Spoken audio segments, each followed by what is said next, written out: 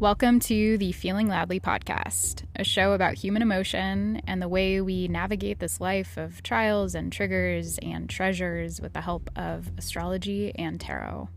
I'm your host, Jana. I'm an astrologer, a tarot reader, and an Akashic Records reader, and I'm here to help you do this messy life with as much grace, ease, and pleasure as possible.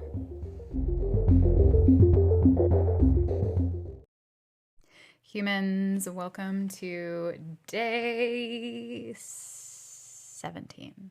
I forgot which day it was.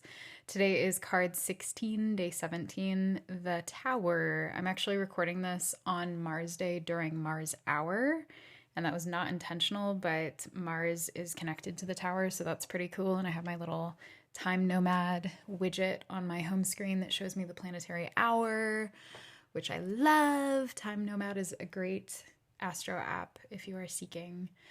So I'm recording this a little bit later than usual. And just like 2 days ago, I was like, I'm going to start recording these during the afternoon, but that didn't happen. So we're back on our bullshit, which I like. I like doing it at the end of the day. So I'm just going to accept that that's what's happening. Interesting day. So to start, my morning meditation today was about finding calm amidst the chaos. And I was going into today being like, it's Tower Day. This is a charged energy. I should just kind of accept that things are going to go awry at some point today. But I was a little bit hopeful that maybe that wouldn't be the case, especially after the Devil Day was like pretty solid. At the same time though, like I'm here for the alchemy. I'm here for the stuff. So I was open, and I really like the Tower, and that's not a popular opinion, but the Tower is honesty. The Tower is truth. The Tower shows us what needs to break down so that we can get free. It's like the breakdown to the breakthrough vibes. Often after a death experience where we've been shown something that we need to let go of, but we might cling still, and then the Tower comes along and is like, no, bitch, it's time, and you don't really have a say in this one. And so that is the traditional vibe of the Tower, is this sort of like often upheaval moment where things break down from beneath us, and often it's something we could have seen coming, but we just chose to not see it.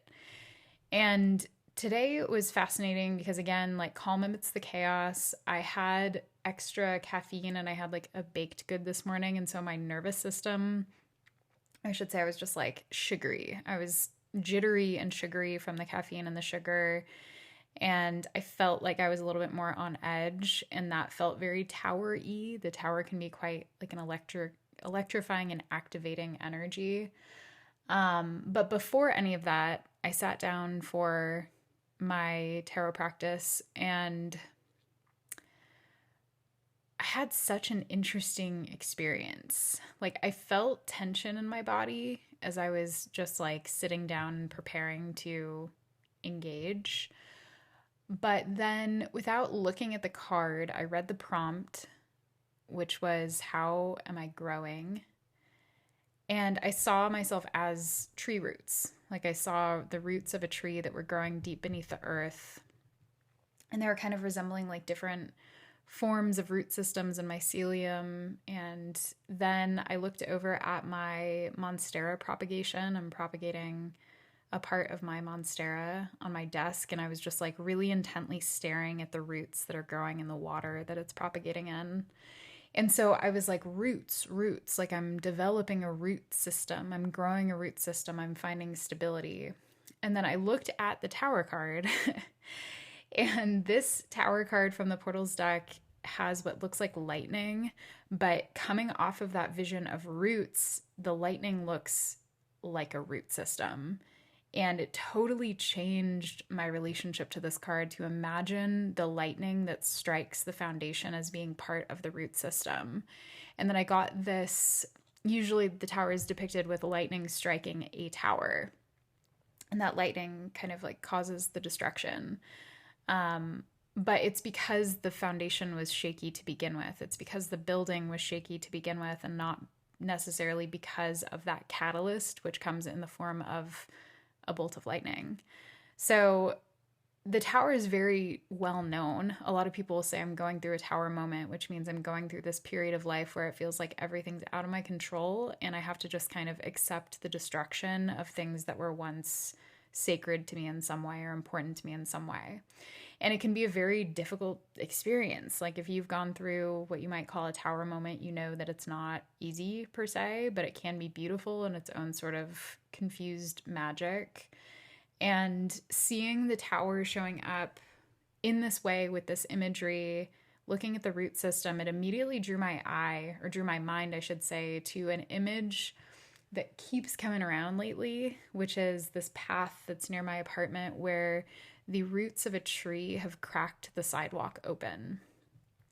And it is so beautiful because there's this persistence and this determination and this natural power that we witness when we see tree roots breaking through concrete or cement or whatever, cracking open this man-made superficial foundation to reveal the root system that lies below that's growing strong.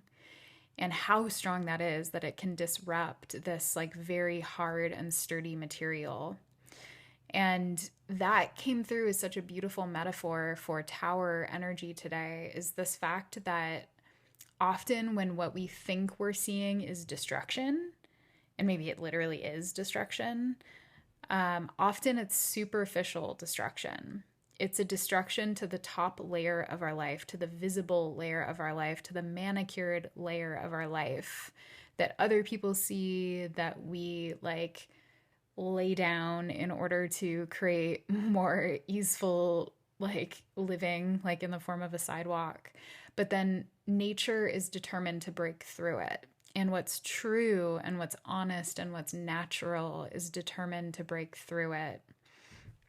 And so there's something here about this like inherent quality of persistence and growth that underlies tower moments in life, where when we're bearing witness to the destruction in our lives, we can get so focused on the sidewalk that we miss the roots and we miss the subtle growth that's been occurring beneath the surface for months or years. And we so focus on that sidewalk and on the cracks that we forget that there's all of this majesty that's occurring, and that there is this groundwork that's been laid. And so it's really evocative and cool to connect to the tower in this way. It's such a different meaning than I've really, I guess, it's not so different, but it's much more potent. And it brought me back to 2022, or maybe it was early 2023, when I was living in Austin, Texas, and I was coming off of my breakup and living in my own apartment. And I was recording these tarot dailies, and with the Portals card actually, or with the Portals deck. And I remembered that my tower day was particularly significant. And the message that came through is when we're brought to our knees, we're closer to the earth. And in those moments, we can like smell and taste and touch and experience life in a whole new way. And I'm actually just going to read you the caption, and I'll link the video as well. But I just want to share this because I thought it was pretty resonant with what's coming up today. I never managed to cue these things up in advance. Oh, this is the entirely wrong thread too. Pitter patter, filling in the silence with my voice. Okay, here it is. So it says, card of the day, the tower. When we're brought to our knees, we're closer to the earth. We can smell the soil, feel the texture on our fingertips, and source healing and support from the ground beneath us. That's a Venusian experience. The sensual side of Venus is connected more to Taurus, while the relational side is connected more to Libra. During tower moments in our lives, when our world seems to be crashing down, it can be powerful to seek support through Venus and Taurus expressions, like returning to our senses, nourishing our bodies lovingly, and moving slowly. Venus can be a healing balm during upheaval. She reminds us of what makes us feel good. She can help us laugh when we're going through hell. She can teach us how to return to pleasure as an antidote to pain. If you're going through hell, don't keep going. Instead, stop for a moment and breathe, smell, taste, touch, look, listen. You might find healing and joy in the most unexpected places. So that felt so resonant, and I was glad that I remembered it, and glad that like this past version of me had shared this, because it really stuck for me today and ended up being kind of oracular for me today. And Venus is not currently in Taurus. Venus is in Pisces, but we do have Jupiter in Taurus, and it is ruled by Venus and Pisces. And so there is this like Venusian, Taurus, Jupiterian connection here that I see to this. And I'm pretty sure Venus was in Taurus when I wrote this during this time.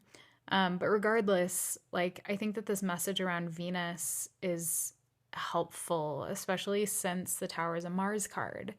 And Venus can help to balance out Mars and to bring Mars more into sensuality in a way that's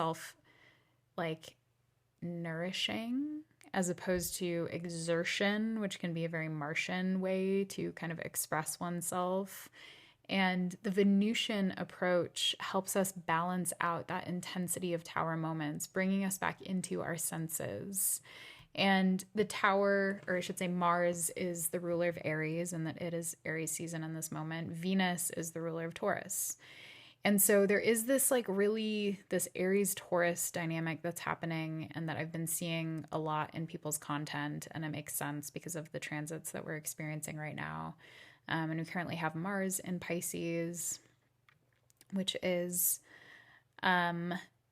technically ruled by Jupiter in Taurus. And so there again, we kind of have this like Venusian-Martian relationship and conversation that's happening here.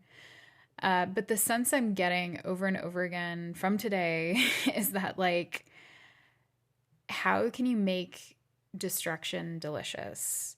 And I posted on Threads about this. Like, if you're going through a breakup, and I'm just going to be reading a lot of silly things to you aloud tonight, is kind of the vibe that's happening. So I said, one way to cope during a breakup is to absolutely relish in the heartache. Just lose it, go big, listen the fuck out of those sad songs, weep at the grocery store, burn some shit, scream, write the most depressing poems you've ever read, post them on Instagram, tag your ex, set your Facebook status to is empty like it's 2007, give yourself bangs, adopt a cat, steal a car, etc. And this is like a very like extra Leo moon / Venus and Pisces vibe here. But that's kind of like, that's what it feels like. Like, sometimes there's a sort of deliciousness that we can find in the destruction. And it reminds me of the book Existential Kink, if you're familiar with that, or if you're not. Very interesting sort of like shadow work type book that helps us to see the ways that the saboteurs within us are often operating because they find suffering delicious in some way. And that's not to like excuse or write off the very real suffering that occurs in this world that is not chosen by any means. I'm not saying that. But there are often parts of our life that we sort of like keep opting into because there's this sort of like deep desire to have that. And for me personally, there's been a sort of like delight that I've taken in the anguish, like after a breakdown. And I noticed that in myself today and was like, that's interesting it's not prominent anymore, but it definitely still kind of like hovers there for me, like the sort of like delectable nature of like depression. And again, it's like that's rear view mirror for me primarily, and I feel much better right now than I did, say, like 6 months ago, which I talked about on the podcast yesterday. But it's like the temptation is there. And so I think that we can often remedy that by leaning into Venusian therapy. And again, that's like sensuality, pleasure, presence, relationships, connection, beauty, engaging the senses in that sort of Venusian Taurian way. And so I think that can be a healing balm that doesn't also involve self-destruction. because often there's this like self-combustion that can happen during tower moments in life where we're like, well, everything's falling apart around me, so I'm going to fall apart too, because I'm going to sort of match my surroundings, and this is overwhelming, and I don't have what it takes to cope with this, and so I'm just going to kind of like go down with the ship. But what can be oppositionally delicious, or like what can be like a different approach here, is to actually engage in the Venusian things as a sort of proactive measure to support ourselves. And so that might look like, if you can sense that there's some challenge coming up, like doing some self-care or doing something that's kind for yourself to sort of like prep the balm. It's like putting on the sunscreen before you go out into the blazing sun.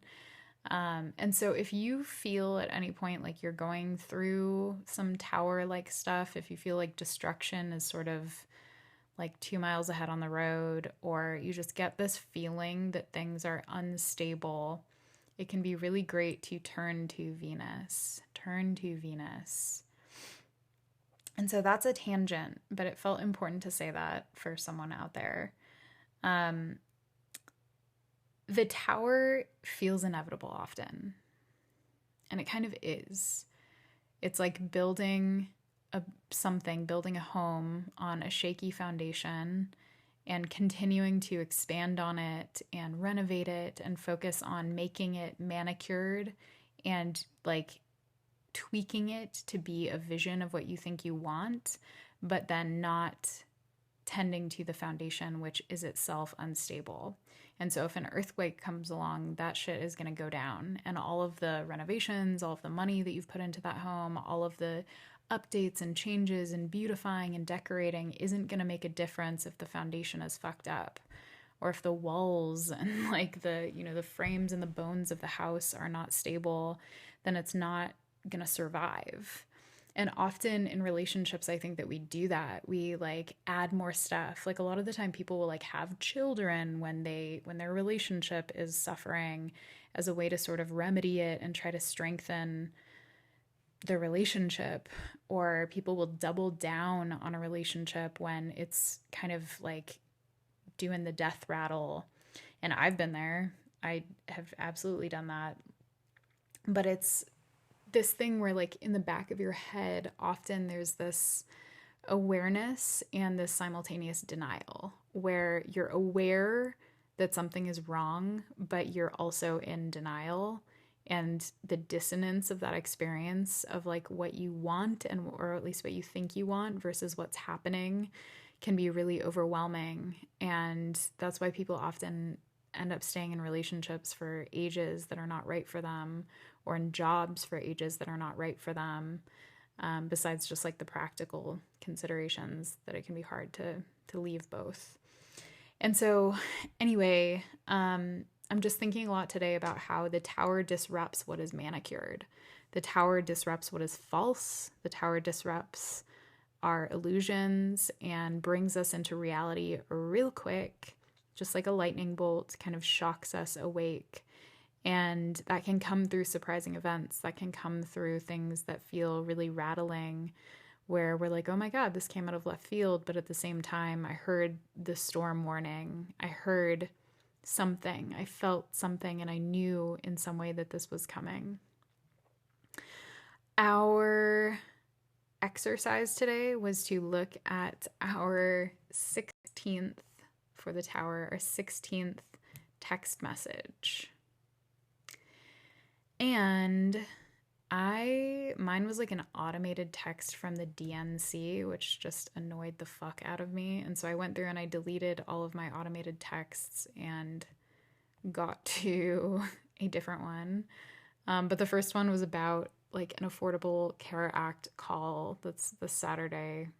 And it annoyed me. And then someone else in Discord was like, oh, yeah, that makes sense because the Democratic Party is like going through a tower moment. And I was like, yeah, that actually does make sense.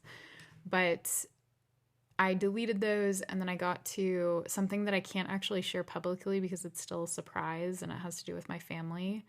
But I will say that it's resonant, and it was kind of about resilience and relationship and commitment. And so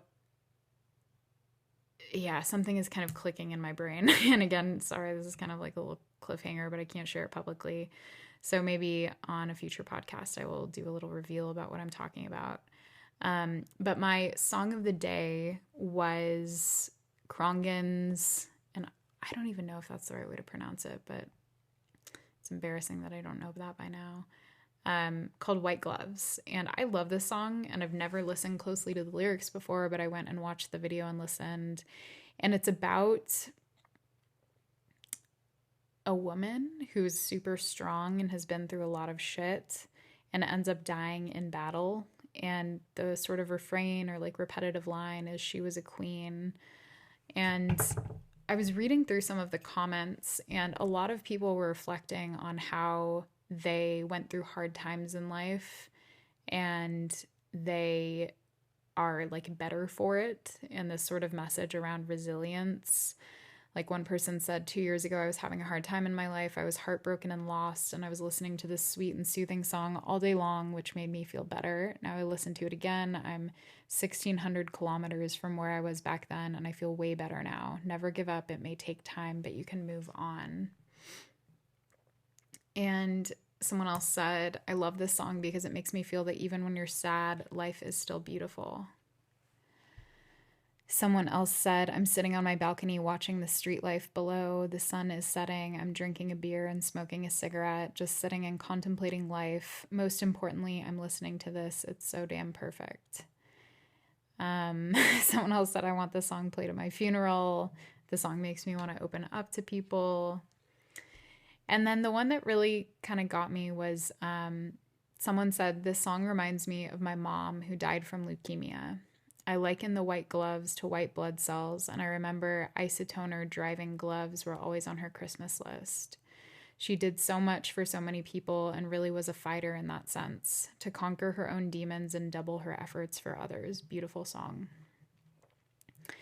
So from what I gathered online, I think the song actually is about someone's mom who may have passed from cancer and how she was in herself a fighter. And that really reminds me of my maternal grandmother who had ovarian cancer and had a very long and drawn out cancer experience and ended up surviving much longer than the doctors thought she would, because she was sort of on her own witchy protocol and like herbal protocol.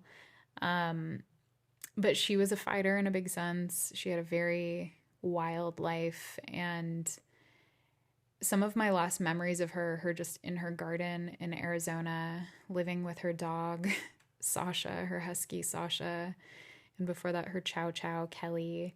And she was French, and she had this like, you know, rich French accent, and she spent so much time in the garden and lived alone and managed to like make friends in Arizona, a very sort of strange place for this woman from France who had just a wild life. So it got me thinking about her. And she was a Leo moon and a Cap sun. And I connected with her this morning at my altar and was using my dowsing rods to speak to her. And her messages came through so clearly and like so distinctly. And when I connect with her, sometimes she's like a little bit absent or like busy, but usually she's very present, and today that was the case. And the messages I was getting from her were just like instant downloads, super clear, super fast. And it reminded me again of that nature of the tower, like these fast downloads, these fast insights that can at times feel world rocking, but can also reveal the truth. And I spoke a little bit yesterday about how I have issues with facade in relationships and people sort of like feigning harmony or happiness or whatever in order to maintain the status quo. And the tower is pretty much the opposite of that. Like, whereas the devil might keep us attached to something that's unhealthy for us, the tower breaks it down and is like, you're going to see the truth. And it's probably going to hurt, but there will be better days. Like, it changes, things change, life changes in an instant. And that can be destructive and scary, and it can also be eye-opening and beautiful, and often all of that at the same time. So it's got me thinking again about those roots and how we can root through destructive times and through revolutionary times, which can be a signifier of the tower too, is revolution. And so thinking about how we can root, like what practices help us stay rooted, help us keep 2 feet planted on the earth, and help us orient toward the material while not getting lost in the superficial, not focusing so much on the sidewalk that we miss the roots that are breaking through and that we miss the growth, the natural growth that's occurring beneath the surface. My song. Oh, I already said my song. Okay. I'm tired. Again, it's a little bit later than usual, but my oracle card is what I was going to say was greatness. And I've mentioned this card a couple times. This is a really beautiful card. It has a peacock on it and a person wearing this really gorgeous robe. And it's about the greatness that already exists within you and coming into contact with that and recognizing that and owning that. And again, it brings me back to the root system. Our greatness lies in where we root ourselves and how we root ourselves. The tree cannot survive without strong roots, and it can't get fed, it can't communicate with the other trees if it doesn't have that strong root system. And so the question during tower moments is like, how am I rooting and where am I rooting myself? And maybe the answer is that I'm going to float around in a mason jar of water for a little bit while I get propagated by my mom. And I'm saying that on behalf of my little propagation here. But thinking about that experience, like this monstera cutting had to go through this really radical tower moment where it was severed from the mother plant. And in being severed, that creates a shock. That can be a traumatic experience for a plant to go through. But then you place it in water and it takes time to reorient to its new environment, and then it begins shooting down roots. And then when it's ready, you place that into fresh soil and you have a new plant. But you have to give it the space to orient. And so when you're going through shocking moments and destruction, like how can you orient to your new surroundings and accept where you are? Like I can't reconnect this plant. I could put it back into the same pots and have it grow, and I'm sure its roots would mingle and merge with the roots of the mother plant again, but it's on its own now, and it's meant to sort of thrive in this new environment and under these new conditions. And by giving it its own pot, I get to give it its own life. It gets to adapt and grow on its own and become a plant of its own. And so that felt very tower to me, especially again, given the fact that the symbolism and the imagery on the tower card looks to me like roots. And it's got me thinking about just the shock of separation of all kinds, like separating from the mother plant, the process of being born, the process of going through a breakup, of ending a job, of leaving a city, of going through surgery, of transitioning, of like any of these things that really create new conditions for us to grow and evolve within. We need to be given the space to do that, and we often need faith. Like, if I didn't believe that this plant could survive away from its mother, I would have just let it keep growing and kind of overtaking its pot, or maybe I would have just thrown it away after pruning it. But the faith that I have in that plant's ability to adapt to harsh conditions is what helps it do it. And similarly, we need faith within ourselves that we can adapt to harsh conditions. And when we have that faith, that's what helps us keep going. Okay, now really the end. Thanks for coming. If you're enjoying the podcast, it would be really great if you could give me a like or 5 stars, depending on the platform that you're on. If you're listening on Spotify, you can actually leave feedback. There's like a little submit feedback option on the episode page. On Apple Podcasts, you can leave a comment with your rating, and I'm not sure about the other platforms, but I'm sure there's something cool. Okay, thanks humans. And for anyone who may have forgotten, I am hosting a Mars Lab, which is a 60-minute experience on Saturday this week. Is it Saturday or is it Sunday? I can't honestly remember, but I'll drop the link below. And it's yeah, an hour-long experience. We explore the archetype of Mars, and then we connect with Mars in our own chart through this sort of like experiential journey work. It's going to be really tasty, and I'm really excited for it. And especially so since Mars is the ruler of the tower, or connected to the tower. Okay, the end. Love to you. Good night.